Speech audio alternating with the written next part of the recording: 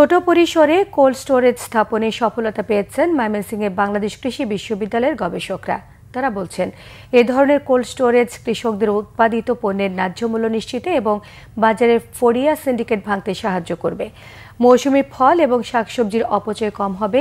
মৌসুম ছাড়াও শাকসবজির প্রাপ্তি গুরুত্বপূর্ণ ভূমিকা রাখবে কৃষিতে। অমিত রায়ের তথ্য ছবি নিয়ে থাকছে ডেস্ক রিপোর্ট। মাত্র ৩ মিটার দৈর্ঘ্য, ২.২ মিটার প্রস্থ, উচ্চতা ২.৭ মিটার সম্পন্ন ছোট এই কোল্ড স্টোরেজে সংরক্ষণ করা যায় ২ টন শাকসবজি ও ফলমূল।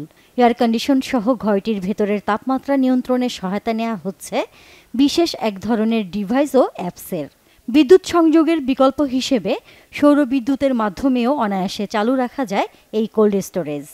৮ ডিগ্রি সেলসিয়াস টেম্পারেচার মেনটেন করে এটা রাখার সুবিধা হচ্ছে কি, আমরা যখন অ্যাম্বিয়েন্ট কন্ডিশনে যখন রাখি তখন তার টেম্পারেচার এবং রিলেটিভ হিউমিডিটির পার্থক্যের কারণে দেখা যায় যে সেটা অতি দ্রুত নষ্ট হয়ে যায়। কিন্তু আমরা এখানে টেম্পারেচার এবং রিলেটিভ হিউমিডিটি কন্ট্রোল করার ফলে আমাদের যে প্রোডাক্টটা রাখা হয় সেটা অনেক দিন পর্যন্ত তার সেলফ লাইফটা ভালো থাকে। কমার্শিয়াল যে এসিগুলো সেগুলো নর্মালি 3 ফেজে চলে, কিন্তু গ্রামাঞ্চলে তো আমরা সাধারণত দেখি যে সেখানে সিঙ্গেল ফেজ কানেকশন থাকে, তো এই সিস্টেমটা সিঙ্গেল ফেজ কানেকশনেও চলতে পারবে। ছোট এই কোল্ড স্টোরেজ স্থাপন করেছেন বাংলাদেশ কৃষি বিশ্ববিদ্যালয়ের গবেষকরা। সোলার প্যানেল, ব্যাটারি, তাপমাত্রা ও আর্দ্রতা পরিমাপক যন্ত্র, ২ টনের এয়ার কন্ডিশনার, একটি কন্ট্রোল বক্সের মাধ্যমে হর্টিকুল সলিউশন ব্যবহার করে ১৫ থেকে ২৫ লাখ টাকা খরচেই এ ধরনের একটি একক চেম্বারের কোল্ড স্টোরেজ স্থাপন করা সম্ভব। সাধারণ ২২০ ভোল্ট লাইনে সিঙ্গেল ফেজেই এই কোল্ড স্টোরেজটি কোনো প্রকার বাধা ছাড়াই চলে, যা কয়েকজন দিয়েই নিয়ন্ত্রণ করা যায়।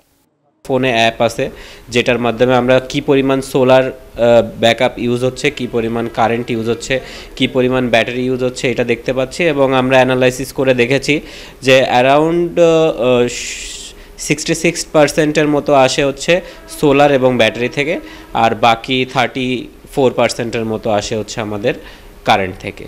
সাধারণত আমরা সবজি এবং ফলের জন্য 1 থেকে 2 মাসের মতো আমরা এখানে স্টোর করতে পারি। গবেষকরা বলছেন, এতে ফসলের অপচয় কমবে ও কার্যকরভাবে কৃষিপণ্য সংরক্ষণ সম্ভব হবে।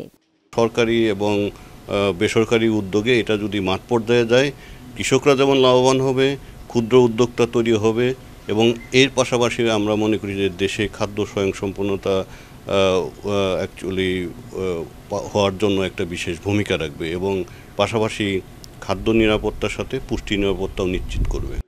পরীক্ষামূলকভাবে রংপুরের বদরগঞ্জে এবং টাঙ্গাইলের মধুপুরে এ ধরনের কোল্ড স্টোরেজ স্থাপনের সফলতা এসেছে, আর উপকৃত হচ্ছেন স্থানীয় কৃষকরা। Bangla vision news desk.